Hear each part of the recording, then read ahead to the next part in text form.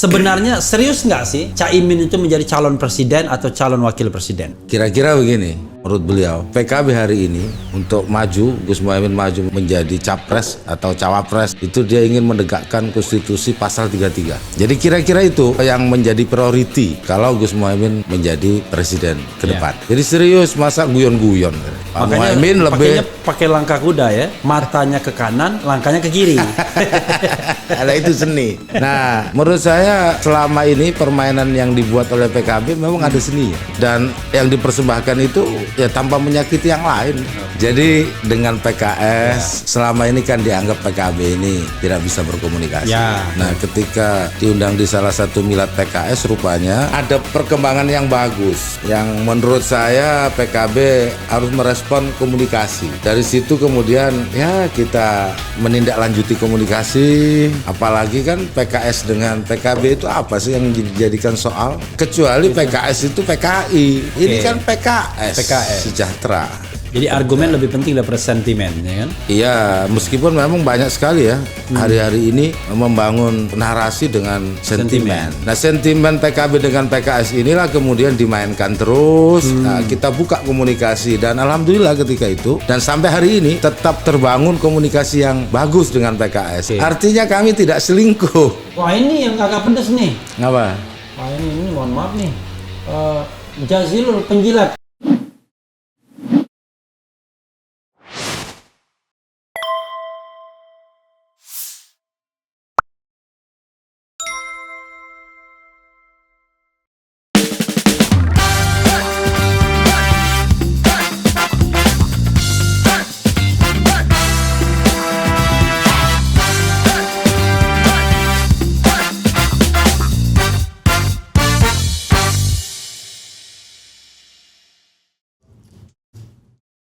Assalamualaikum warahmatullahi wabarakatuh, Sobat RH sekalian.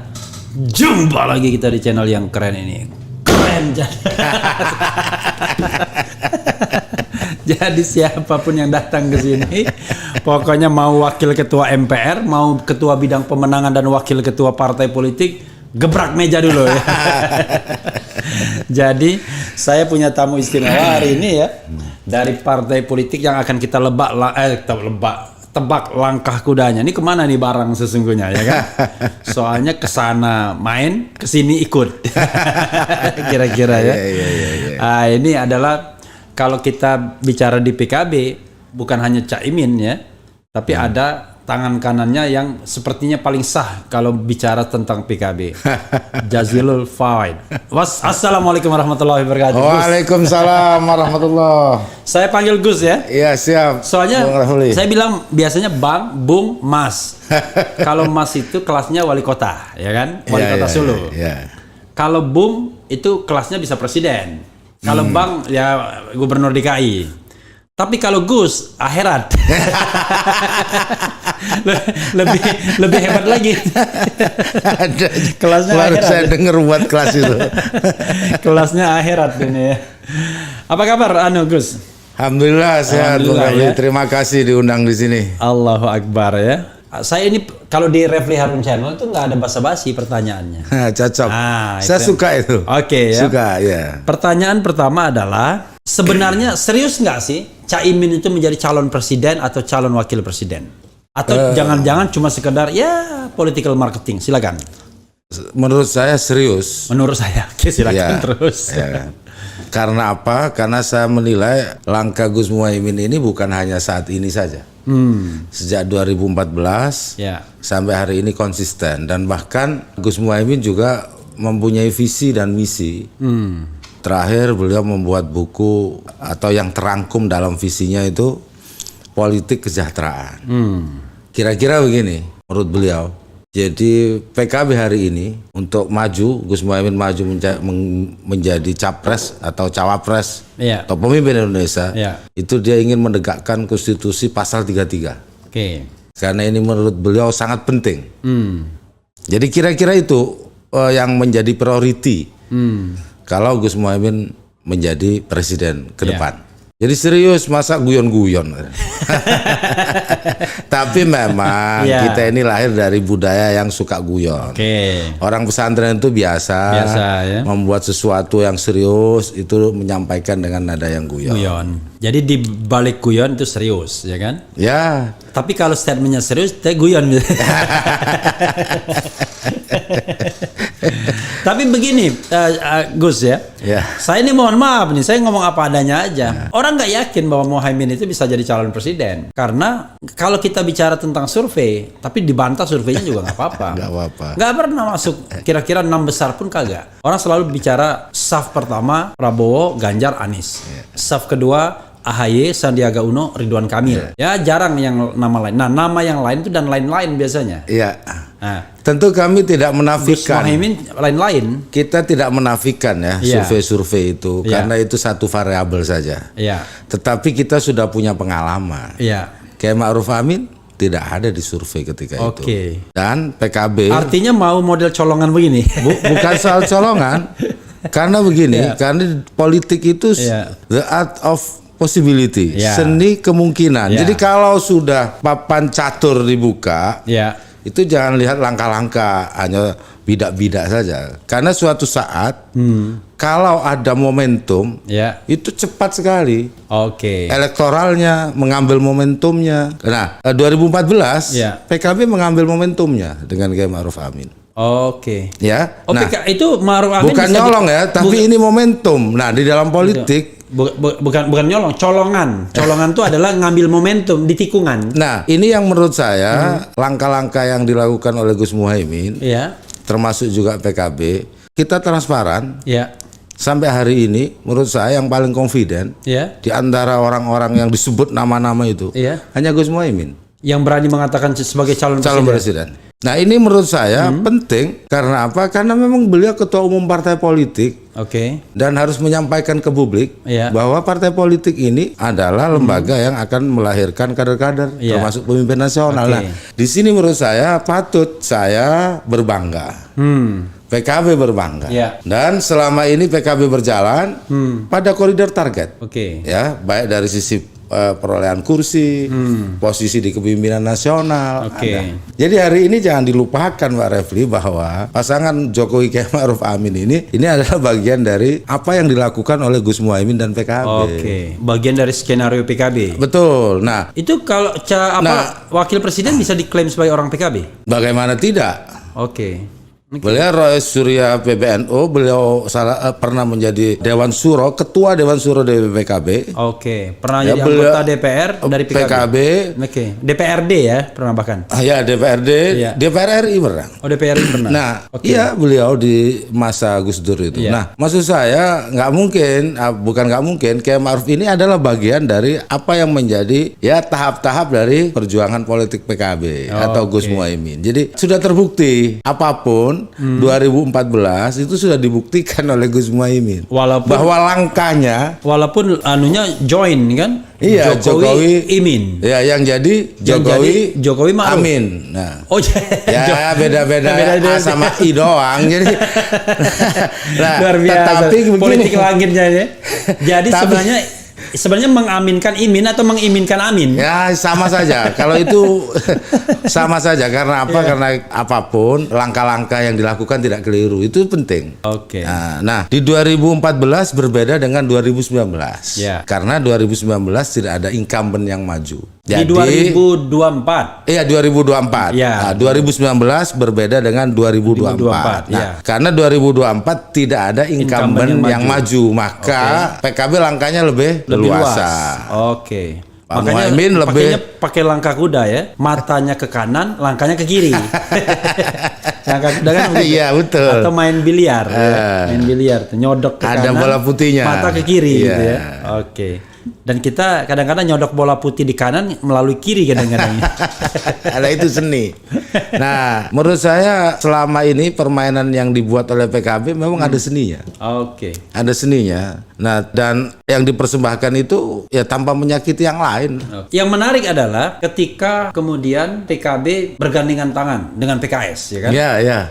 Kayaknya Sekjen PKS dan Gus Jazil ya kan, itu mesra ya kan. Iya. Tiba-tiba belum kawin sudah melirik pacar baru, which is Gerindra. Makanya Refli Harun Janal bilang ini belum jadi udah selingkuh. Ini kenapa? Ya tentu ya Gerindra lebih semok ya kira-kira gitu ya. Karena kalau PKS cuma 50 kursi, Gerindra 78 kursi dan itu bisa langsung menjadi pasangan kan. Ya tapi apakah iya serius misalnya Wiranto untuk menggandeng Caimin atau Gus Muhaimin? Silakan. Siapa Wiranto? Wiranto, Prabowo. Wiranto sih sudah the end of history ya kan, sudah masa lalu ya. Oke. Jadi dengan PKS selama ini kan dianggap PKB ini tidak bisa berkomunikasi. Ya, karena Islam modernis, Islam tradisional. Persis. Gitu. Nah, ketika diundang di salah satu milad PKS rupanya sambil minum Gus ya nggak apa-apa. Boleh. Ya, sambil minum Gus. Jadi rupanya ada perkembangan yang bagus. Yang menurut saya PKB harus merespon komunikasi. Di mana PKS juga mengusung politik rahmatan lil alamin. Luar biasa ya. Nah, dari situ kemudian ya kita menindaklanjuti komunikasi, apalagi kan PKS dengan PKB itu apa sih yang dijadikan soal? Surganya sama, nerakanya sama. Tuhan kita sama. Tuhan kita sama. PKS juga Rasulnya sama. Iya, kecuali gitu. PKS itu PKI. Oke. Ini kan PKS. Sejahtera. Oke. Gitu. Nah, oleh sebab tapi itu ada yang kemarin itu yang organisasi yang dekat dengan PKB haram katanya masuk PKS. Ya itu nggak tahu dalilnya apa. Oke. Ya, kalau dalil sentimen mungkin begitu. Tetapi dalam politik boleh ada sentimen. Tapi bagi PKB argumen lebih penting. Membangun cara yang rasional lebih. Jadi argumen lebih penting daripada sentimen, ya kan? Iya, meskipun memang banyak sekali ya hari-hari ini membangun narasi dengan sentimen. Nah, sentimen PKB dengan PKS inilah kemudian dimainkan terus. Nah, kita buka komunikasi dan alhamdulillah ketika itu dan sampai hari ini tetap terbangun komunikasi yang bagus dengan PKS. Artinya kami tidak selingkuh. Tidak selingkuh. Iya. Nah, seandainya memang belum jadian aja.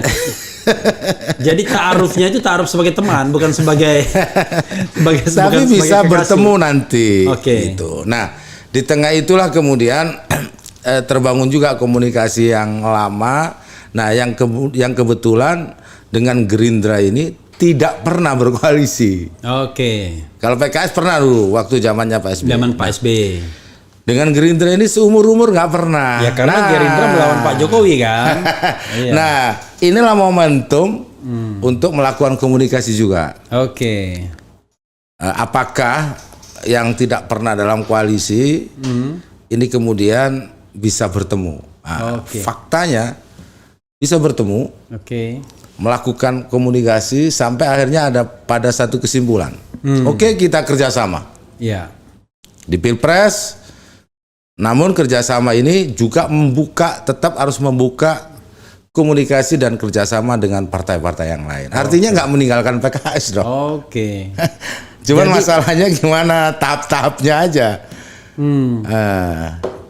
Kadang-kadang misalnya ya kita bicara faktor Prabowo dan faktor Caimin ya. Kalau faktor Prabowo ini kan kayak orang galau, ya kan? Galau yang tadi sepertinya dijamin akan dipasangkan dengan Puan Maharani, kan begitu ya awal-awal kan?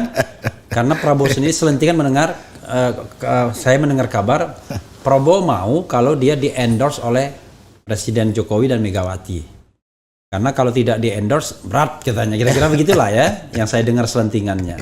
Maka bentuk endorsement itu adalah ya Puan Maharani kawinkan dengan Prabowo, ya kan? Kawin politik. Political marriage ini, bukan. Tapi ada teman yang membuat rumus bahwa berkali-kali pemilu sampai hari ini itu tetap rumusnya itu harus dipadukan antara nasionalis dan Islam moderat. Itu biasanya yang selalu memenangkan atau dibalik. Yang sering yang belum itu Islam moderat dengan nasionalis. Jadi kami PKB tetap ingin menyampaikan juga ke publik, ke partai, bahwa sekali-kali lah yang jadi presidennya itu dari Islam moderat. Luar biasa. Karena tapi jangan lupa zaman SBY nggak ada itu nasionalisme itu SBY Budiono. yang periode kedua. Iya. Itu juga ideal yang kedua. Yang tidak ideal maksud saya kalau misalkan Islam itu nggak ideal. Nggak ideal. Pasti akan kalah. Oke. Dan nggak pernah dalam sejarah. Oke. Nah, ini yang kemudian dirangkai oleh PKB, oleh partai-partai yang lain sehingga kuat dugaan-dugaan. Misalkan partai mana saja yang akan berkelompok di situ. Nah, kalau berkelompok di situ hari ini ke depan ini, apalagi di tengah warisan cara pandang kemarin yang sedikit terbelah, itu tidak mungkin gitu. Ada kotak nasionalis saja calonnya. Oke. Ya coba aja kalau mau dicoba silahkan. Oke. Seperti zaman Tapi Pak kan SBY. bentuk endorsement itu bisa jadi sebenarnya tidak hanya soal berpasangan dengan Puan, tetapi intinya adalah istana mendukung Prabowo kan, maunya kan begitu kan ibaratnya. Bentuk dukungan itu bisa jadi kemudian dipasangkan dengan kelompok Islam. Ya saya oke saja mau siapapun. Jadi saya melihat politik itu begini Pak. Pawang hujan boleh meminta hujan dialihkan. Iya. Kumpullah pawang hujan, tapi dia tidak bisa menghentikan musim hujan. Oke. Nah oleh sebab itu di PKB juga melihat skenario-skenario misalkan dari berbagai yang disebut pawang-pawang itulah. Pawang-pawang politik, silahkan. Tapi musim hujan akan turun juga. Oke. Nah, maksud saya PKB akan mengikuti, akan melihat semua skenario para pawang, tapi juga melihat cuaca dan musim. Kalau ini musimnya memang musim hujan, jangan minta musim kemarau. Oke. Jadi bila bisa nyetop hujan, tapi musimnya jangan. Musimnya nggak mungkin. Nggak mungkin. Jadi itulah kekuasaan. Oke, tapi tentu saja kan kemudian saya lihat tadi, saya sampai lanjutkan, Prabowo galau, tetap aja. Nah kegalauan itu, kan dia seperti tidak punya jaminan kan, akan di-endorse oleh PDIP kan, kira-kira begitu. Maka kemudian dia main sekali-sekali ke Caimin ya kan, dia terima Caimin. Tapi dia terima juga AHY kan begitu? Iya. Dia terima juga siapa lagi selain itu. Nah, intinya adalah posisi Gerindra ini adalah dia bisa dengan PKB, bisa dengan Demokrat, bisa dengan PDIP, bisa dengan PKS, bisa dengan Nasdem. Artinya kan kalau dari sisi cair semua kan? Iya, makanya kalau Nasdem kan ibaratnya bisa juga dengan Nasdem karena dia juga sudah bertemu dengan Surya. Ya kalau hari ini memang cair semua, ibarat dadu itu masih di dalam kocok. Jadi Pak Refli jangan lihat nanti akan keluar yang mana belum. Belum. Jadi ini baru dikocok-kocok. Nah, tetapi Caimin adalah fleksibel, dia bisa dikeluar. Dia bisa dan mau keluar dari mana aja. Saya atau PKB yakin nanti kalau begitu dadu dibuka ada gambar kita di situ itu. Karena apa? Sebagai pengusung atau sebagai yang diusung? Kita dua-duanya.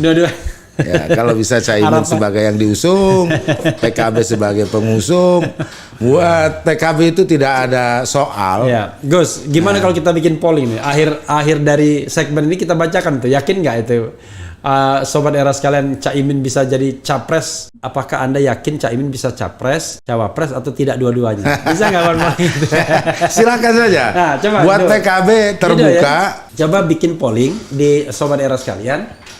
Mana yang menurut Anda akan terjadi, ya kan, terhadap terhadap Ketua Umum PKB Muhaimin Iskandar sebagai calon presiden, sebagai calon wakil presiden atau tidak kedua-duanya? Iya, boleh silakan. Ini cuma persepsi kan? Iya, coba kita silakan. Nanti kita bacakan di akhir ya. Sudah paham ya? Oke. Nah, tapi menarik ya soal PKB ini adalah soal kepercayaan diri Muhaimin untuk berkomunikasi kepada siapa saja dan untuk mengatakan bahwa dirinya adalah calon presiden atau minimal calon wakil presiden. Betul.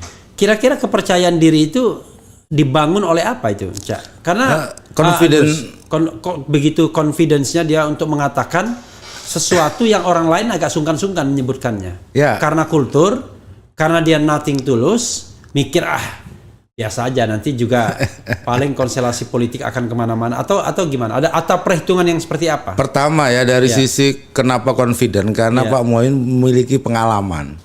Di politik yang cukup panjang. Beliau umur 18 tahun sudah menjadi ketua umum. Sudah 18 tahun terakhir menjadi ketua umum. Bukan hanya itu, umur 32 tahun sudah menjadi wakil ketua DPR. Dan sekarang wakil ketua DPR lagi di menteri juga. Nah, itu dari sisi pengalaman. Yang kedua, beliau juga menyatakan ke kami ini Indonesia memang harus diperbaiki. Yang bisa memperbaiki kita. Kita tuh PKB? Iya. Ya Pak Muhaimin. Kenapa? Karena kita ini, kata Pak Muhaimin, partai yang memang lahir dari bawah. Iya. Didirikan oleh orang-orang ulama-ulama yang tulus untuk bangsa ini. Iya. Dan kita tidak neko-neko. Iya. Dan ini apalagi ke depan ini dan suasana yang ada ini suasana oligarki. PKB bukan partai oligarki. Nah, itu yang kemudian berjalan dengan keyakinan. Nah, kalau keyakinan pasti confident, nggak ada takutnya, nggak ada. Ya apa ini untuk kepentingan? Jadi PKB bukan partai oligarki. Bukan. Kalau partai oligarki contohnya partai apa misalnya? Ya kita tidak akan menyebut. Karena gini, karena yang disebut. Sebenarnya nggak benar tuh, nggak ada partai oligarki. Yang ada adalah partai personal. Kalau oligarki itu beberapa orang, kalau ini nggak cuma satu orang. Kalau atau gini, maksudnya begini, kekuasaan ini kadang sering disetir oleh oligarki. Ya. Itu yang saya maksud. Ya. Kenapa PKB kami sebut sebagai bukan partai yang oligarki, artinya akan menolak jika presidennya nanti dari PKB atau Gus Muhaimin akan menolak diatur dengan cara-cara seperti itu. Yang oligarkis ya. Nah, itu yang menurut saya penting hari ini. Nah, itu cocok dengan lagunya Refli Harun itu. Ada judulnya kita Reformasi Dihianati. Salah satunya yang oligarki. Oligarki sudah bangkit lagi. Para pencoleng mulai unjuk diri. Oke, gimana lagi? Ya, itulah yang Pak Refli. Mungkin lagu atau apa suasananya seperti itu.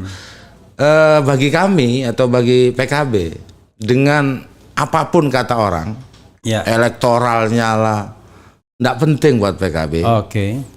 Yang penting kita ada di pihak yang mana dan mau ke arah mana. Oke. Nah, itu yang menurut saya penting, Gus Muhaimin, memberikan arah kita politik PKB ini untuk sebenar-benarnya untuk kemakmuran dan kesejahteraan rakyat, untuk memihak kepada rakyat.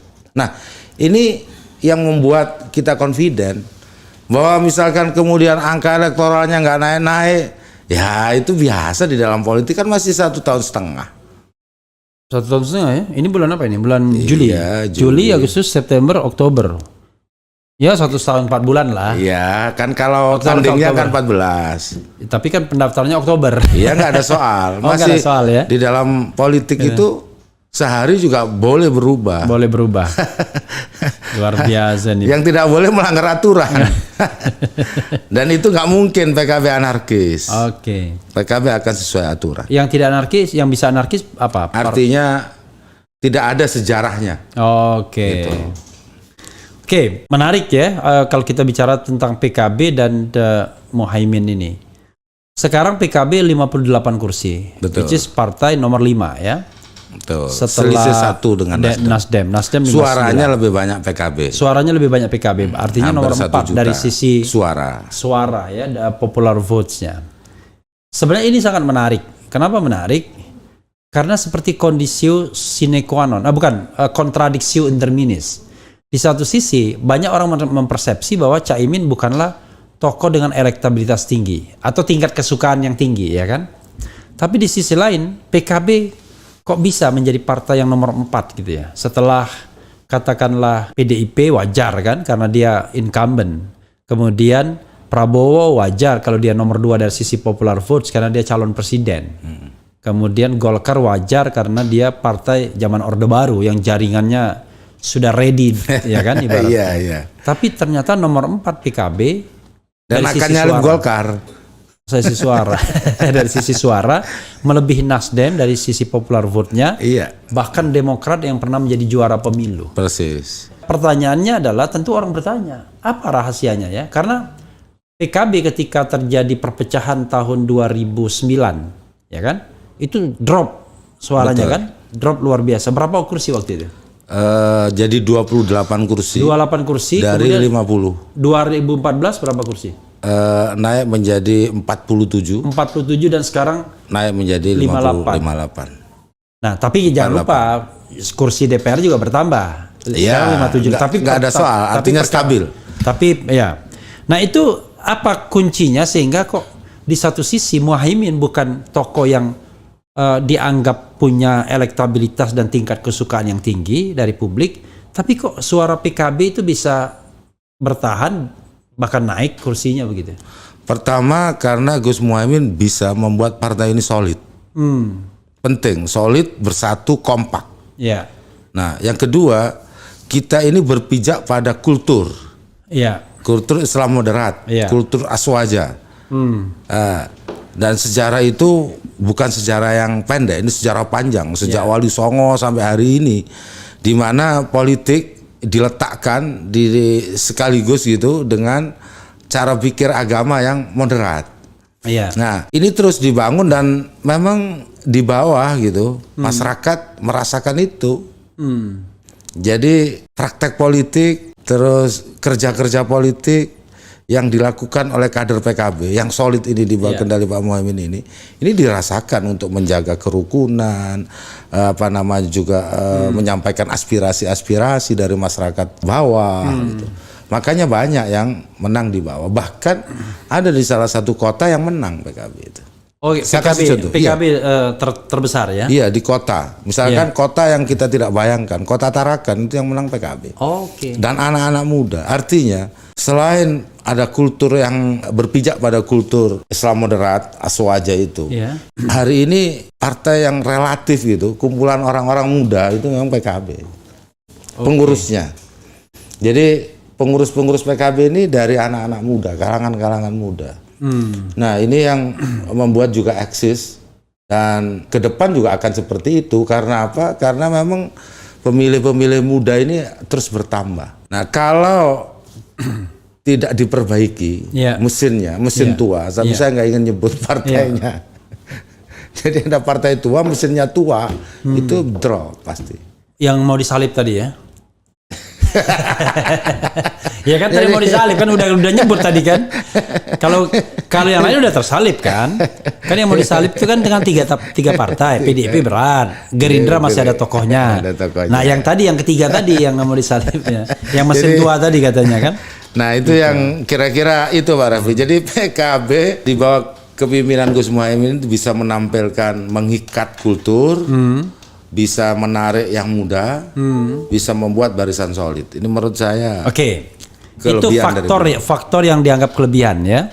Jadi solid di bawah ya, kultur aswaja ya, Islam moderat, kemudian juga apa tadi? Kompak.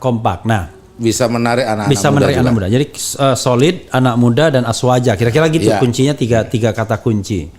Cuma terakhir ini banyak orang menganggap bahwa PKB nggak produktif. Kenapa? Karena dia bikin perang terbuka. Satu, percumbuan, biar kita nggak bilang perdebatan ya, antara Caimin dengan Ketua Umum PBNU misalnya, ya kan? Satu. Terakhir dengan keluarga Gus Dur, Yeni Wahid. Bisa dijelaskan tuh Gus? Karena itu kan bisa mempengaruhi PKB kan ke depannya. Iya, tapi PKB terus tetap harus tahan banting. Sebagai partai yang dilahirkan oleh Nahdlatul Ulama, itu harus tahan banting. Jadi harus mampu juga menyerap kekuatan dari NU dan juga menyerap dari kekuatan yang lain. Jadi dengan PBNU itu sesungguhnya PKB ini ingin membuktikan saja bahwa kami ini sebagai partai yang dilahirkan oleh Nahdlatul Ulama, kita sukses. I see. Dan sukses PBNU, maksudnya sukses tidak tergantung kepada struktur PBNU gitu, atau gimana? Dengan struktur PBNU kan dari dulu memang tidak bagian dari struktur. Ya, tapi kita kan sukses berjalan beriring kan sebelumnya kan? Enggak juga. Ya, tapi nggak bisa karena PKB dengan NU itu sebenarnya dua alat perjuangan yang kira-kira mesinnya visinya sama, tapi mesinnya berbeda, manajemennya berbeda. Jadi, nah ketika PBNU mengatakan, sudahlah PBNU atau PKB mandirilah kira-kira begitu, kita senang. Karena apa? Karena membuat kita lebih dewasa di dalam berpolitik. Artinya tidak menggantungkan diri pada captive market lagi. Kita menggantungkan diri pada kultur sebenarnya, bukan pada struktur. Jadi kultur NU dan kultur aswajanya itu. Itulah yang kemudian kita terus bina. Meskipun struktur itu juga penting buat PKB. Tetapi kan struktur NU, PBNU dengan PKB itu, PKB bukan badan otonom yang dalam satu badan gitu. Nah, apa yang disampaikan Gus Muhaimin pesan juga buat kader-kader kita bahwa kultur harus tetap dipegangi. Iya. Struktur bisa berubah-ubah. I see. Itu maksud saya. Iya, I know. Jadi yang paling penting adalah kultur itu remains, sementara struktur bisa berubah-ubah. Karena orangnya bisa berubah. Persis gitu. Dan jadi sementara orangnya sekarang nggak friendly sama Caimin. Bukan. Itu cara bersahabat. Gitu. Jadi setiap orang punya caranya bersahabat. Jadi gini, orang memotivasi itu ada yang memberikan sanjungan. Ada yang memberikan pukulan. Buat PKB itu bagian dari pembelajaran. Jangan sampai kita juga disanjung-sanjung, nggak ada suaranya. Lebih baik kita diingatkan. Diinyek-inyek, tapi suaranya banyak. Itu sama struktur NU. Kalau orang lama bilangnya bukan NU. Padahal kalau di hukum itu NU itu adalah tidak dapat diterima, itu NU, need partly on flag gitu ya.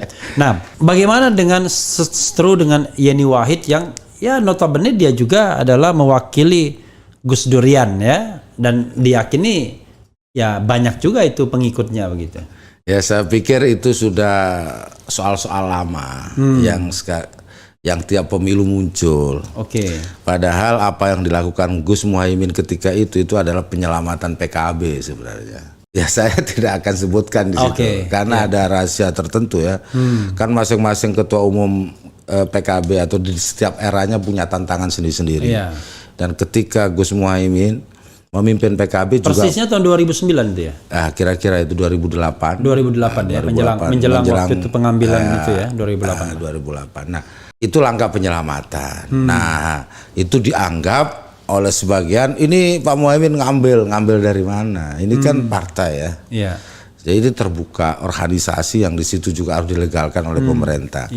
Nah, ini yang kemudian sampai hari ini itu terus yang menjadi pembahasan oleh sedikit orang, dan itu akan muncul tiap dan nggak ada gunanya, kontraproduktif. Makanya menurut saya tentu kami akan melakukan silaturahim, komunikasi yang baik gitu ya, supaya nanti pelan-pelan masyarakat juga paham, mereka juga paham, nggak ada gunanya. Itu barang lama yang diputar. Barang lama yang diputar. Tapi yang juga membuat orang kemudian merasa kok partai politik begini ya. Walaupun ini fenomena semua partai politik. Kok tidak ada sirkulasi yang kepemimpinan yang demokratis? Kan selama ini kan Caimin menang di muktamar tuh calon tunggal melulu, nggak ada voting segala. Berapa kali muktamarnya Caimin? 2008 2014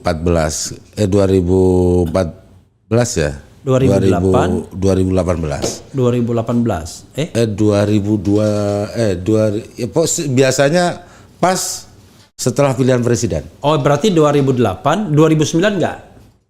2009 enggak, berarti 2014. 2014. Ya, 2019. Artinya sudah 3 kali ya? Nah, 3 kali itu kan calon tunggal terus. Begini kan, yang penting ada mekanisme demokrasi di situ, namanya muktamar. Jadi jangan dikira partai yang tidak ganti ketuanya kemudian tidak demokratis. Kan ada aturan di dalam partai itu. PKB menjunjung tinggi demokrasi. PKB juga menjunjung tinggi permusyawaratan yang terbuka. Dan setiap kali muktamar, setiap kali terjadi pemilihan ketua umum, yang terpilih secara demokratis Gus Muhaimin mau apa? Jadi kalau Refli Harun yang tanya kan Gus Jazil pasti bisa jawab. Tapi nanti kita bacakan pertanyaan dari audiens. Boleh, biasanya kejam-kejam nih. Gak apa-apa. Jadi karena kejam-kejam kita nil nanti ekspresi Gus Jazil, nggak ada soal ya. Itu bagian itu ya. Nah, saya juga ingin bertanya mengenai soal-soal yang tapi sudah dijawab tadi ya, terkait dengan hubungan PKB dan lain sebagainya. Tapi intinya adalah PKB tetap optimis ya, menjelang 2024 ini ya. Tetap optimis. Semua baik sudah dari sisi kepartaian maupun dari sisi figur gitu ya. Siap. Jida sudah melakukan polling ya. Soalnya ya barangkali juga ya, karena pollingnya di Refli Harun Channel, bukan di tempat lain ya. Oke. Soalnya di Refli Harun Channel ini semua partai dikritik soalnya ya kan? Nggak ada soal. Nggak ada soal. Karena partai juga butuh kritik dan PKB bukan partai yang anti kritik.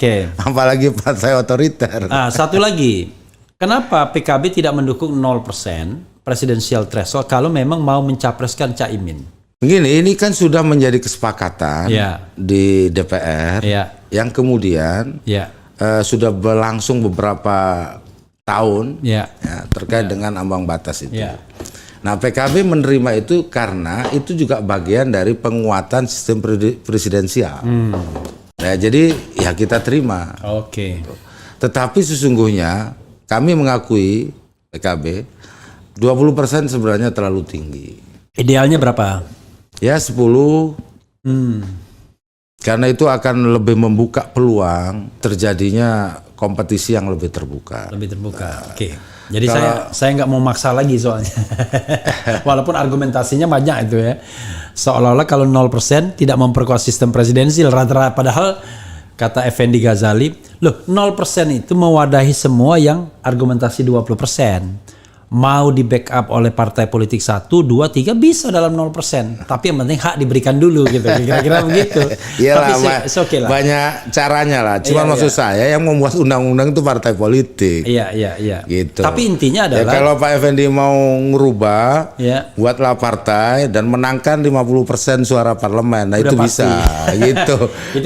itu terlalu lama. Lah iya kan semuanya ada perjuangannya, masa ya. Dia minta ke partai sambil menuduh partai ini tidak demokratis, tapi mintanya ke partai. Enggak, mintanya ke DPR bukan ke partai. Iya, DPR itu partai, Pak Refli. Gimana? Kalau DPD bukan partai. Kalau dalam instrumen ketatanegaraan DPR itu wakil rakyat, itu bukan partai. Iya, dari partai kan. Iya, kan gitu sama. Nah, makanya saya juga heran kepada teman-teman minta 0%, ngapain ngomong sama partai? Iya. Bikinlah partai. Sebenarnya mereka nggak ngomong sama partai, ngomong sama MK. Ya silakan aja, udah berpuluh-puluh kali kalah. MK itu juga produk dari politik, dari DPR juga. Itu maksud saya. Jadi karena sinyal kekuasaan di MK, tolong pertahankan 20%. Makanya dia pertahankan. Tapi kalau soal politik ya diselesaikan kalau dengan sinyal cara kekuasaan politik. bilang nggak apa-apa 0% silakan, MK akan kabulkan itu. Nah itulah, ya namanya juga politik. Itu namanya politik ya. Iya. Gus, kita bacakan Gus ya. Oke, ini mudah-mudahan Gus jangan tersinggung nih kalau yang ada aneh-aneh ya kan. Biasanya saya pun dikatain juga nih. Wah, Muhammad Fadillah, Mas Jazilul Fawaid, calon RI 1. Ada yang bilang Muhammad Fadillah namanya. Kemudian Waluyo Sejati ya. Saya bacakan ini saja acak. Demokrasi itu milik rakyat, bukan milik DPR. PKB jangan ngeles lah. Wong nyatanya PKB tidak dukung 0%, berarti sama saja PKB bagian dari oligarki. Ditampung dulu Agus ya. Iya, siap. Ya kan? Kemudian kayaknya belum ada yang pedes tuh. Belum ada yang pedes ya. Belum. Banyak ini. Kita tunggu itu.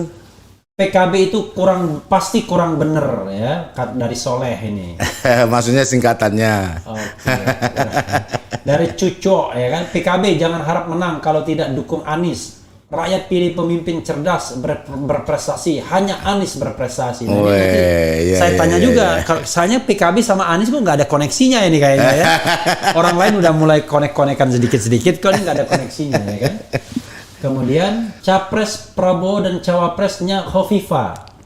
Caimin nggak layak jual karena masih tersangkut kasus kardus Duren. Ini yang pedesnya di sini nih. Sehingga kalau Khofifah jadi cawapres, maka suara Provinsi Jatim bisa diraih. Ya kan? Diingetin Agus ya? Iya. Wah ini yang agak pedes nih. Apa? Wah ini mohon maaf nih. Jazilul penjilat Jilat siapa? Makanya kita nggak ngerti jilat siapa ya kan? Oleh Mind Open gitu ya. Airo Rumi berarti PKB pro oligarki, anti 0%. DPR wakil rakyat, bukan wakil partai. Siap rakyat Indonesia pro oligarki, jangan pilih ini partai anti rakyat Indonesia ya kan? Silakan Gus baca dulu, nanti lupa yang lainnya. Nanti ini masih banyak soalnya. Iya, masih banyak tentu. Okay. Komentar-komentar ini bagian dari menasihati, memberikan koreksi gitu, buat PKB. Nah, terkait dengan seringkali ya gitu, maksud saya kan yang namanya hukum gitu harus menghormati apa yang sudah menjadi putusan pengadilan. Oke. Itu yang seringkali dibuat-buat. Kardus duren lah pokoknya. Apalah itu, ngungkit yang nggak jelas-jelas. Padahal itu sudah putus. Iya. Nah, tetapi yang namanya politik itu selalu diungkit-ungkit. Tapi buat kami nggak ada masalah. Wong kita tidak salah. Iya. Kalau kita takut karena itu berarti kita salah. Iya. Oke, kita jalan terus saja. Nah, yang kedua ya memang DPR itu memang wakil rakyat. Dan kalau tadi yang komentar mau jadi DPR silahkan. Oke. Silakan melalui PKB. Bisa melalui PKB atau partai manapun karena itu mekanisme ketatanegaraan gitu. Kalau yang duduk di DPR gedungnya itu diisi oleh 250 juta nggak muat itu gedung. Makanya dibuat sistem perwakilan. Oke. Nah, itu maksud saya. Nah, PKB menghargai setiap pendapat dari masyarakat, dari profesor atau apapun, tetapi tetap tunduk kepada konstitusi dan aturan yang ada. Oke. Tadi kenapa PKB kok tidak ada gelitik-gelitik Anies? Ya kan ada bilang Anies tadi. Ya, kan? Gitu. Ya belum waktunya. Belum waktunya ya? Belum waktunya. Tadi udah waktunya itu. Kan Pak Anies belum turun jadi gubernur. Oke. Beliau mau fokus jadi gubernur kan. Dan ini juga kalau kita bicara tentang geopolitik ya kan, Indonesia, kultur politik di Indonesia, Anies ini bukan tokoh yang dalam tanda kutip kompatibel sama PKB, harus PKB. Kan begitu kan? Persepsinya kan seperti di PKS sama PKB kan? Sama PKS Anies mungkin lebih cocok karena ya barangkali dari arus Islam yang kurang lebih sama. Tapi begitu PKB sama PKS bisa cocok, mestinya PKB sama Anies nggak ada masalah dong. Memang nggak ada masalah. Gitu. Yang bilang ada masalah siapa? Yang sekarang masalahnya PKB mengusung Gus Muhaimin. I see. Itu masalahnya. Oke. Kita fokus di situ. Oke. Lalu tiba-tiba emang Anies pernah berjuang apa untuk PKB? Tapi kalau nggak salah NU ya, NU DKI yang mengusulkan. Nggak ada lah, NU kan nggak punya wewenang untuk ngusung. Ya, usul boleh. Mengusul. Iya usul NU boleh. NU DKI kalau nggak salah. Oh silakan, kita senang. Kalau siapapun usul. Cabang PKB belum ada yang bilang-bilang Anies itu nggak ada ya? Ya nggak. Cabang PKB, DPW PKB, kompak satu nama Gus Muhaimin. Oke. Nggak ada nama yang lain. Oke. Itulah Pak Refli. Jadi ketika kami serius ngusung Gus Muhaimin, malah pertanyaannya kenapa nggak ngusung Anies atau nggak ngusung yang lain? Salah kita. Oke. Sini ini harus mengawal keputusan sampai akhir. Oke, kita bacakan lagi. Ada yang belum dijawab lagi? Nggak ada ya, sudah dijawab semua sih. 0%. Apa soal penjilat? Jadi mau jilat siapa ya? Gitu ya? Bukan. Ya namanya lidah ya harus ngetes rasanya. Oke. Kaji ini ya. Perlu orang pede seperti Gus Muhaimin untuk melawan propaganda survei, ya, kan? Menurut saya, beliau pantas menjadi capres. Wah luar biasa nih pertanyaannya. Serius nggak? Jika serius dibilang, maju, ajukanlah penghapusan threshold. Gitu. Ya, tapi pegang dulu. Pegang dulu. Nah. Mas Jazilul Faiz presidennya. Bung Rocky Gerung wakil presiden. Ada yang bilang dari Heru Bambang Istiarta, Anies jauh lebih berkualitas daripada Muhaimin, kan? Kemudian ciri khas kader PKB ngomong sambil cengengesan. Kemudian Cak Sugiono, Cak Imun, apa hubungannya ini? Siapa Cak Sugiono itu nggak jelas. Nggak tahu juga. Oke. Banyak juga yang komen ya. Iya. Berarti banyak yang lihat ini. Iya. Biarkan saja PKB jalan sendiri. Akhirnya nggak laku, dia bilang begitu. Ya kan? Lagi. Itulah enaknya di RH Channel bisa langsung ini ya kan. Susah jadinya Muhaimin ya kan. Oke. Kemudian zaman now DPR bukan perwakilan rakyat tapi wakil partai. Memang dia menegaskan aja ya kan. Ya. Kemudian yang ingin Indonesia cantik seperti Jakarta pilih Anies Baswedan. Yang ingin Jawa Tengah tak banjir lagi pilih Anies Baswedan. Nah, kira-kira begitu. Ini Anies semua ini. Anies semua. Saya tanya dengan Ganjar gimana ini? Ganjar Imin atau Imin Ganjar gimana? Ada nggak itu ya kan? Ada nggak? Iya. dari Supian Muhaimin nggak layak dijual Bung RH, nggak laku di masyarakat, ya kan? Itu. Kemudian Prabowo Muhaimin udah paling cocok.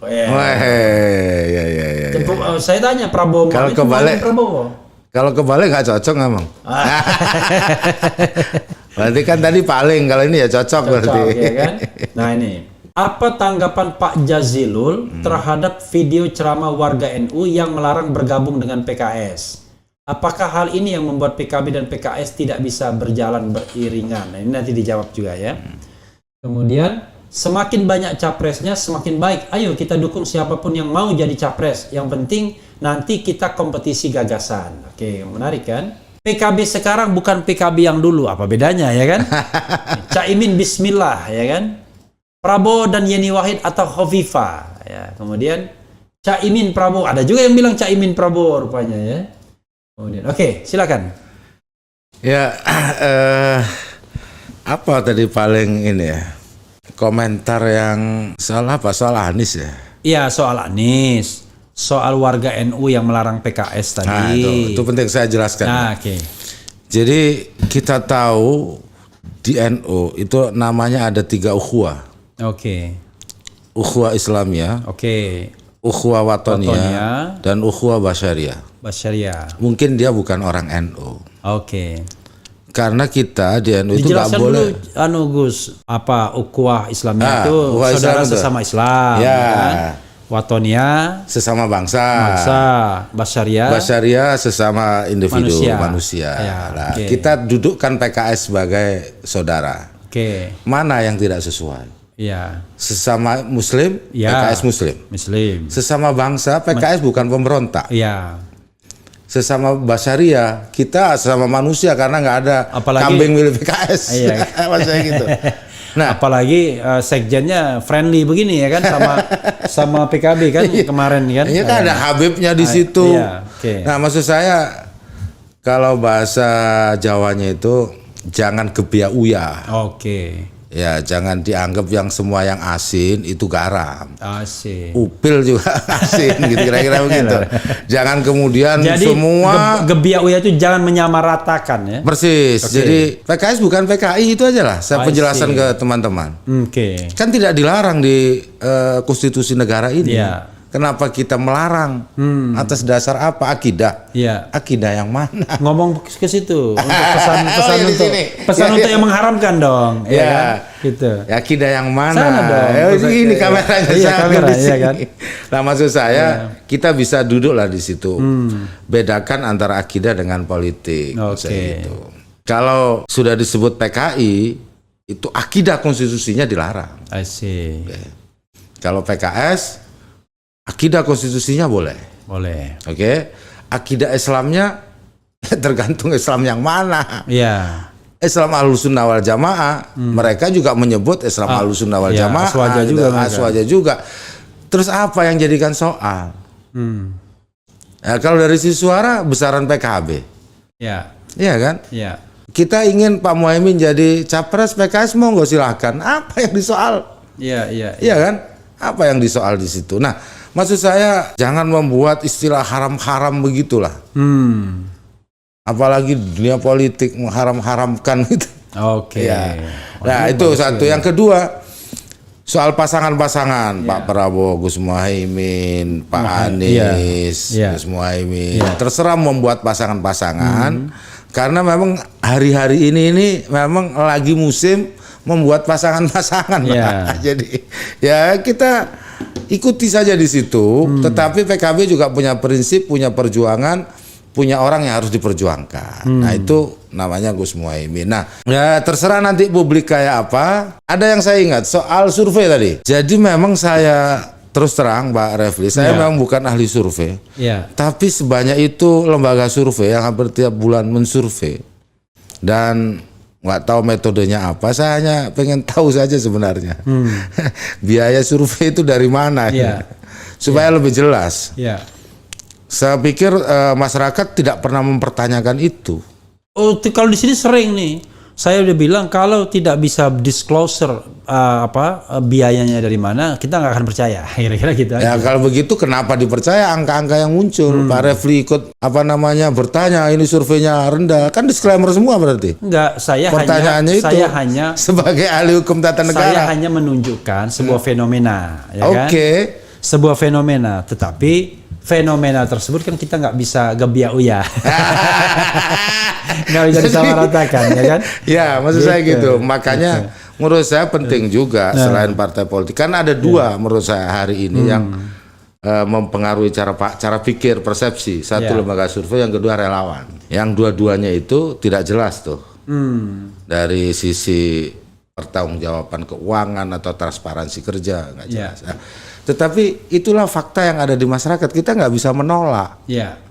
Nah, oleh sebab itu kita juga nggak tolak hasilnya. Kita bisa jadikan pertimbangan, gitu. Tapi tidak menjadi faktor yang membuat kita takut. I see. Gitu. Karena apa? Ya karena itu tadi. Nah, tetapi apapun akhirnya masyarakat tergiring, namanya terframing. Seperti calon presiden itu cuma 3 itu. Bayangkan ya. Orang yang tidak pernah menyatakan mencalonkan diri, itu dimasukkan sebagai calon. Tanyain dulu, mau nggak? Mau nggak? Contoh siapa misalnya? Ya banyak, ada Pak Ganjar. Malah takut kan karena partainya beda kan, suara partai. Pak Anies nggak pernah bilang mau gitu. Nggak pernah bilang mau. Dan memang katanya nggak pernah bilang mau, tapi dibawa terus. Dan katanya kata teman saya yang ahli klinik itu, untuk presiden Indonesia itu memang nggak boleh bilang mau. Oke. Ya menurut saya, apanya? Ini kan butuh katanya kita ini orang-orang rasional. Iya. Ya. Jangan pernah bilang mau menjadi presiden, akan nggak jadi presiden. Loh, kan lebih gentle bilang mau, confident, sampaikan. Soal nggak jadi itu lain persoalan. Nah, maksud saya begitulah. Ini lembaga survei, orang yang bilang nggak mau tapi disurvei. Iya. Oh, ini masyarakat, terus akhirnya kesimpulannya masyarakat mendesak, orangnya tidak mau, masyarakat mendesak. Dari mana rumusnya? Orangnya mau, tapi malu-malu. nah kan itu yang dari mereka juga kan. lah itulah Pak Refli, sering kali begitu. Maksud saya coba disurvei yang mau-mau aja dulu. Ya kalau ada 2 nama, siapa yang menyatakan, misalkan yang menyatakan mau calon presiden Gus Muhaimin. Kalau yang mau cuma 1 doang. Gus Muhaimin kan? Iya. Ya berarti menang. Kalau disurvei kan gitu aja. Kan gampang cara. Tapi sebelum menang coba kita lihat hasil polling dulu ya kan? Lihat aja. Coba pollingnya gimana ini? Jadi menang kata Pak Refli tadi, ya benar. Karena cuma 1. Karena cuma calon tunggal berarti ya. Itu sama. Jadi ada teman saya rupanya juga. Di sini ada Indonesia usia 19 ya, lagi live juga ya rupanya. Oh iya. Tapi ya sepak bola ya. Yang mau nonton sepak bola ya kan. Kita barengan. Urusan kita, urusan politik kita ya kan. Terus setelah ini masih bisa ditonton juga ya kan. Oke, memang menarik ya fenomena PKB ini, apa ya? Ya pokoknya gaya politiknya gaya politik NU ya. Kayak kadang-kadang nggak serius tapi serius ya kan. Yang serius disampaikan dengan cara candaan. Misalnya Muhaimin yakin benar, Cak mau gabung PKB nggak? KIB nggak? Ya mau kalau saya jadi calon presidennya, kan dia bilang begitu ya. Iya. Nah itu kan orang menangkapnya ini paling cuma canda doang, nggak serius. Itu canda atau serius itu?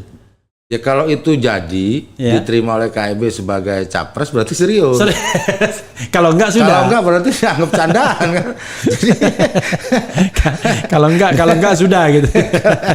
Jadi kan ditanya sama Gus Muhaimin, mau gabung KIB enggak? Ya mau kalau capres. Ya tapi ini nih, coba nih. Nah, kita polling. Tapi sekali lagi ini polling kan? Iya, boleh. Jangan sedih tapi juga. Ini lebih jujur. Iya, tetapi angkanya juga menok gitu. Nggak ada masalah.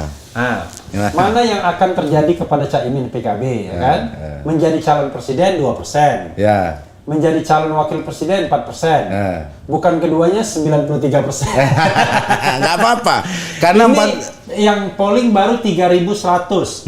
Ya 3.100 lebih banyak daripada survei. Tapi kan survei kan pakai metode ilmiah. 1.200 ya. Tapi walaupun saya juga meragukan. Tadi berapa yang untuk jadi presiden? 2%? Iya 2%. Bagus sudah. Seneng saya. Takutnya masih... nol. Oh.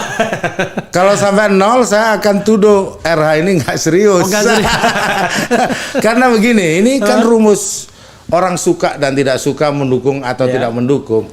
Ada satu saja mendukung, ada 2% atau 4% mendukung. Itu sudah luar biasa. Itu amanah itu. Itu amanah yang harus diterima. Nanti jadi, kalau jadi nggak mungkin pula RH merekayasa. Ini kan polling, pasti. Karena polling ini mesin. Dan mesin ini belongs to YouTube-nya. Ya kan? Milik YouTube, bukan miliknya RH. Makanya menurut saya 2% sudah tinggi. Oke. 4% sudah tinggi. Ada caranya, Gus. Gimana caranya? Mobilisasi lah pendukung Muhaimin untuk nge-vote di sini. Gitu. Ya saya nggak tahu. Tapi yang penting sudah ada. Sudah ada. 4% sudah bagus. Kan tinggal meningkatkan. 2% calon presiden. Kalau tadi 93% yang belum, tinggal diturunkan. Kan gitu aja. Angkanya, ya kalau gitu. Ini kan pengumuman PKPU aja masih bisa digugat. Ini kan apalagi cuma polling gitu ya. Iya. Oke, apa harapan PKB terhadap, katakanlah gini, yang ingin saya tanyakan adalah kalau kita frankly speaking ya, ngomong terus terang ya, sebenarnya apa sih yang diinginkan PKB dalam politik kebangsaan ini, ketatanegaraan ini yang serius tuh, Cak. Jangan yang kira-kira lip service. Soalnya nanti PKB dibilang sama the king of lip service. Gitu. Ini yang serius yang kira-kira kenal dengan the king of lip service. Ya, coba gitu. Seperti yang sampaikan di awal Pak Refli, jadi Pak Muhaimin ini, PKB ini untuk 2024, memang beliau bilang pasal yang harus kita kuatkan itu pasal 33, soal keadilan ekonomi. Nah, ini yang terus akan diperjuangkan. Karena apa? Karena kita melihat sumber daya kita hari ini, potensi alam kita yang luar biasa, itu dieksploitasi habis-habisan oleh nggak tahu manfaatnya kepada siapa. Nah, sistem ini yang harus ditegakkan. Kita katanya sistem ekonominya berasas kekeluargaan, tapi faktanya mana koperasi yang besar. Yang kedua, kita melakukan eksploitasi alam yang besar untuk sebesar-besarnya kemakmuran rakyat. Di mana makmurnya. Nah, itu yang akan dikerjakan oleh Gus Muhaimin. Pemihakannya adalah pemihakan kepada kepentingan orang banyak, kepentingan bangsa ini. Bangsa ini harus diselamatkan dengan pasal 33 itu.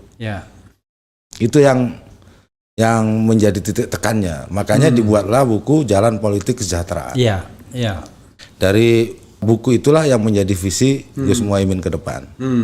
Jadi pasal 33 ya. Dan ini cocok lah dengan masa PKB yang ordinary people gitu ya. Betul, karena kita ini kadang-kadang ya mengimpikan negeri yang disebut Gemah Ripa Loh Jenawi gitu.